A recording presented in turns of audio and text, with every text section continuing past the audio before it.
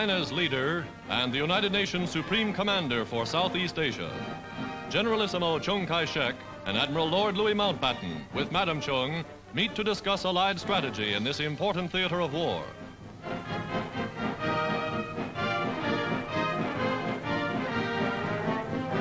In an American-made Jeep, Madam Chiang accompanies her husband, recently elected President of China, to inspect units of China's armies now mobilizing for attack.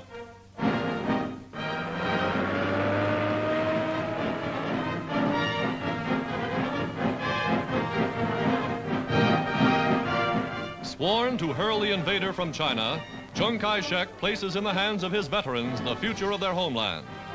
Even as he speaks, American transports are flying guns and ammunition to a Chinese army fighting in the jungles of North Burma. Dropping supplies by parachute, they reach in a matter of hours an objective that would take days of travel by land.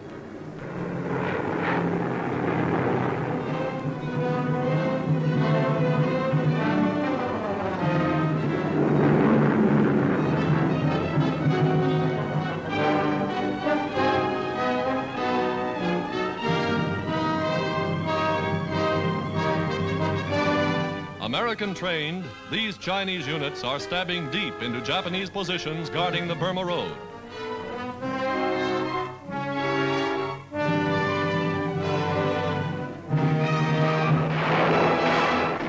Howitzers, also flown in by air, already are in contact with the enemy.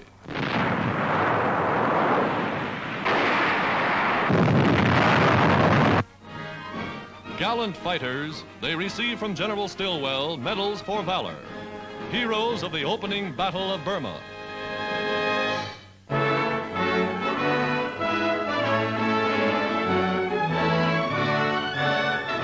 The new United States aircraft carrier Ticonderoga, 27,000 tons of fighting ship, is ready for launching. Sixth vessel of her class to go down the ways from this 1 yard, the Ticonderoga is the 65th aircraft carrier to be added to the United States fleet since the war. A Navy that is today twice as strong in ships and tonnage as it was before the war.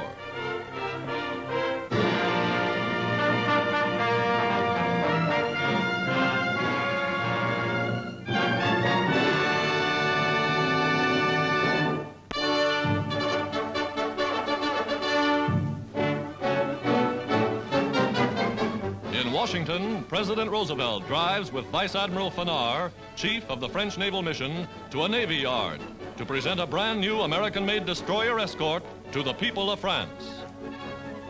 Yes, the Nazis on the Italian front know only too well that France is not out of this war. And the time will soon come when the Nazis in France will learn from millions of brave Frenchmen, now underground, that the people of France also are not at all out of this war. Good luck, Sengalese, and good hunting.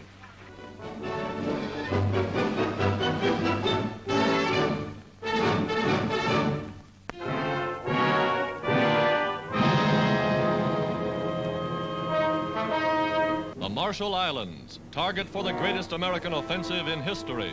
Midway between Pearl Harbor and Tokyo, the Marshalls are 1,240 miles to the Jap base on Truk, 950 miles south of Wake, 1,350 miles to Rabaul, 3,355 miles from Manila, 2,700 miles to Tokyo itself. Behind the most powerful Navy task force ever assembled, troop transports move in to take the Marshall Islands from the enemy.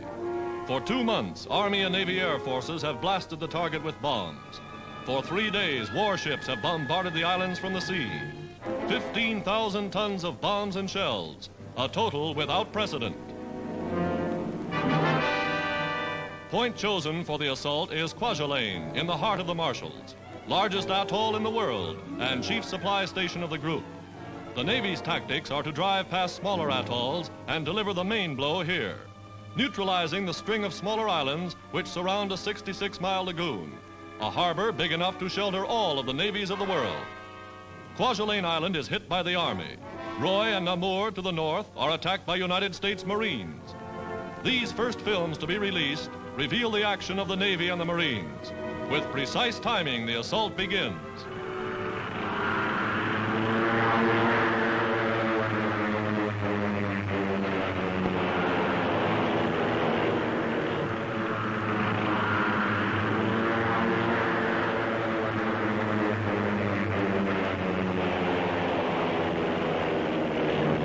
Warships cover the approach to the shores of Roi. 30,000 troops take part in the offensive.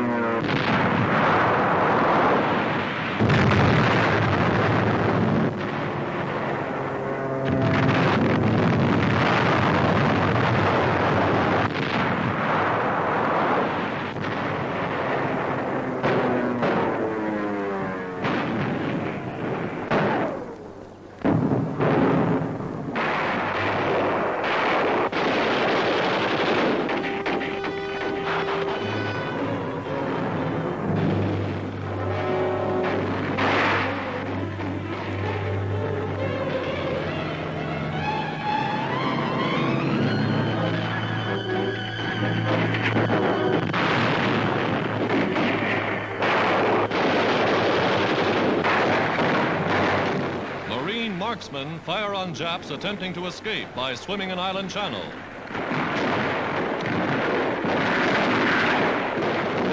Mortar fire wipes out enemy resistance on Roi's airstrip.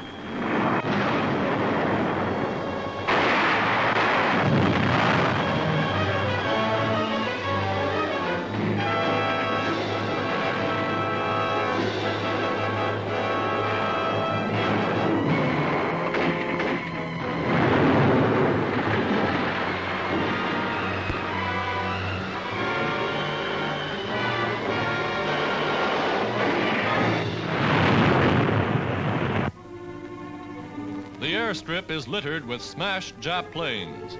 A naked metal framework is all that remains of the hangar.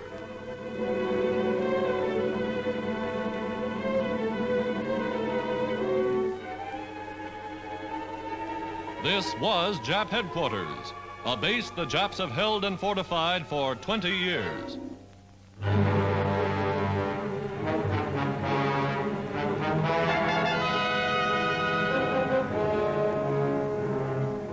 More than 8,000 Japanese casualties in 6 days' fighting marked the enemy's defeat.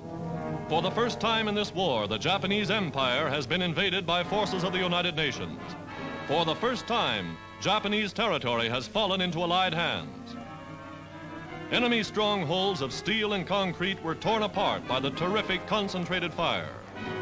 The fall of this vital outpost marks the first break in Japan's wall of defense. Today, overwhelming forces are gathering to drive still deeper.